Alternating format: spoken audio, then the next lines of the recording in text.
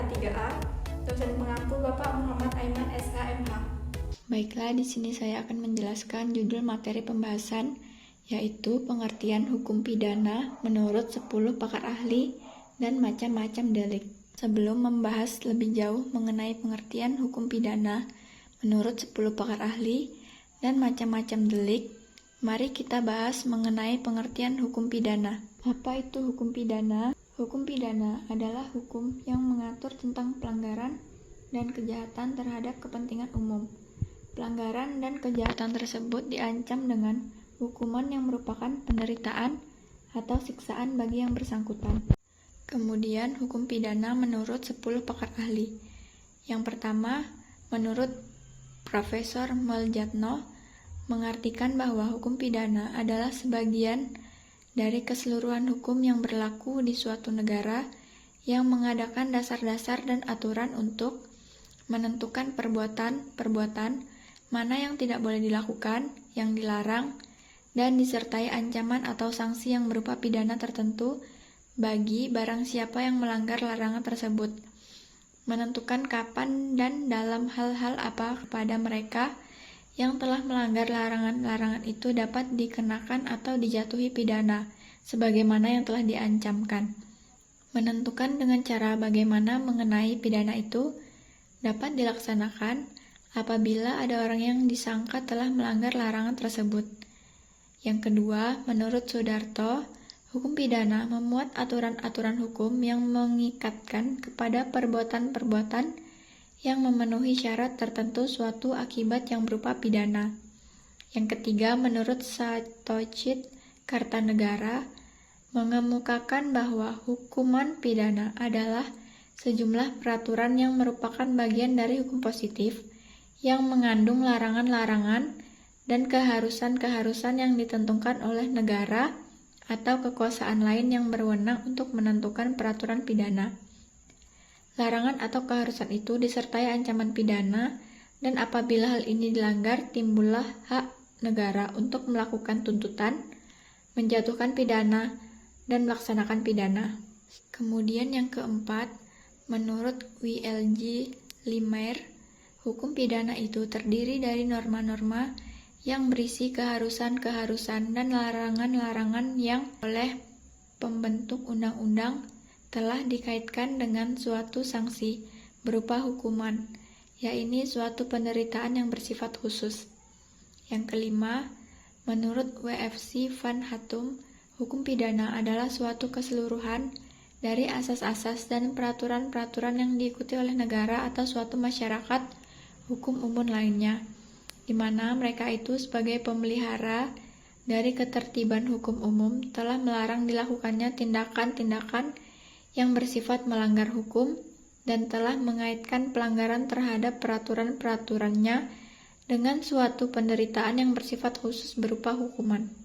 Kemudian yang keenam, menurut Van Kan, hukum pidana tidak mengadakan norma-norma baru dan tidak menimbulkan kewajiban-kewajiban yang dulunya belum ada. Hanya norma-norma yang sudah ada saja yang dipertegas, yaitu dengan mengadakan ancaman pidana dan pemidanaan. 7. Menurut Hazewinkel Suringa, hukum pidana adalah sejumlah peraturan hukum yang mengandung larangan dan perintah atau keharusan yang terhadap pelanggarannya diancam dengan pidana atau sanksi hukum bagi barang siapa yang membuatnya. Yang kedelapan, menurut Adami Cazawi, hukum pidana itu adalah bagian dari hukum publik yang memuat atau berisi ketentuan-ketentuan tentang 1. Aturan umum hukum pidana, 2. Syarat-syarat tertentu, 3. Tindakan dan upaya-upaya yang boleh atau harus dilakukan negara melalui alat-alat perlengkapannya, misalnya polisi, jaksa, dan hakim. Kemudian yang kesembilan, menurut Muljatno, menjelaskan dari pengertian hukum pidana tersebut di atas, maka yang disebut dalam 1 adalah mengenai perbuatan pidana atau criminal act, sedangkan yang disebut dalam kedua adalah mengenai pertanggungjawaban hukum pidana atau criminal liability atau criminal responsibility. Yang terakhir, 10. Menurut E.Y. Cantor dan S.R. Sianturi, Hukum pidana adat pun yang tidak dibuat oleh negara atau political authority masih mendapat tempat dalam pengertian hukum pidana. Selanjutnya, pengertian delik. Delik adalah perbuatan yang melanggar undang-undang dan bertentangan dengan undang-undang yang dilakukan dengan sengaja, sehingga merugikan dan membahayakan orang lain. Macam-macam delik. Delik dalam hukum pidana terdapat beberapa macam sebagai berikut. Yang pertama, delik kejahatan adalah delik yang tercantum dalam buku 2 KUHP. Kasus pembunuhan berencana tersebut diatur dalam pasal 340 KUHP yang berada dalam buku 2 KUHP tentang kejahatan, sehingga kasus tersebut digolongkan dalam delik kejahatan.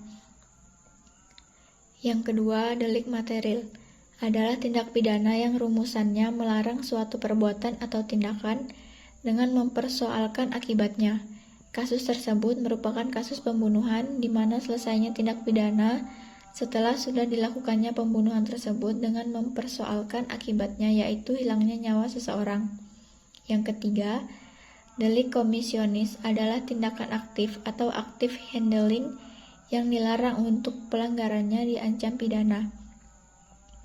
Kasus tersebut merupakan delik yang dilarang dilakukan, sebagaimana tertera dalam pasal 340 KUHP tentang pembunuhan dengan dipikirkan lebih dahulu. Pembunuhan berencana ini merupakan perbuatan yang dilarang dilakukan. Yang keempat, delik dolus atau sengaja adalah suatu kehendak atau keinginan untuk melaksanakan suatu tindakan yang didorong oleh pemenuhan nafsu atau motif.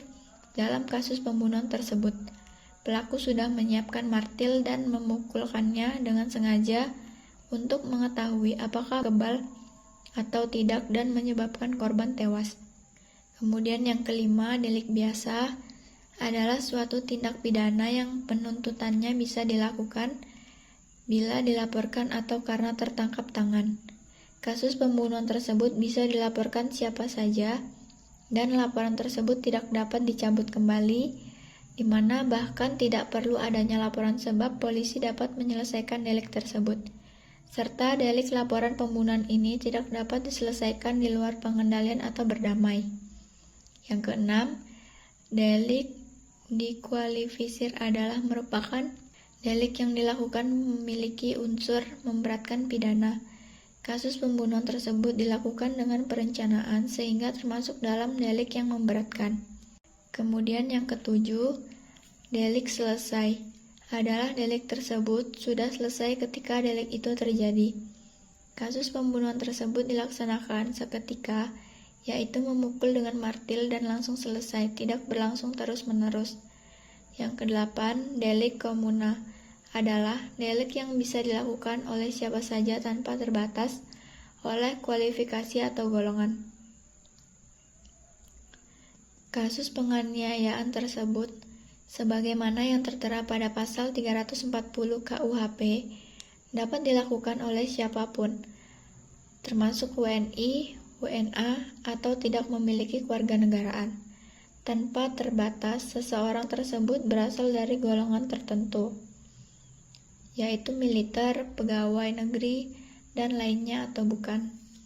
Yang kesembilan, delik mandiri adalah delik yang dilakukan hanya satu kali saja. Kasus tersebut adalah pembunuhan yang hanya dilakukan satu kali selesai tanpa berlanjut.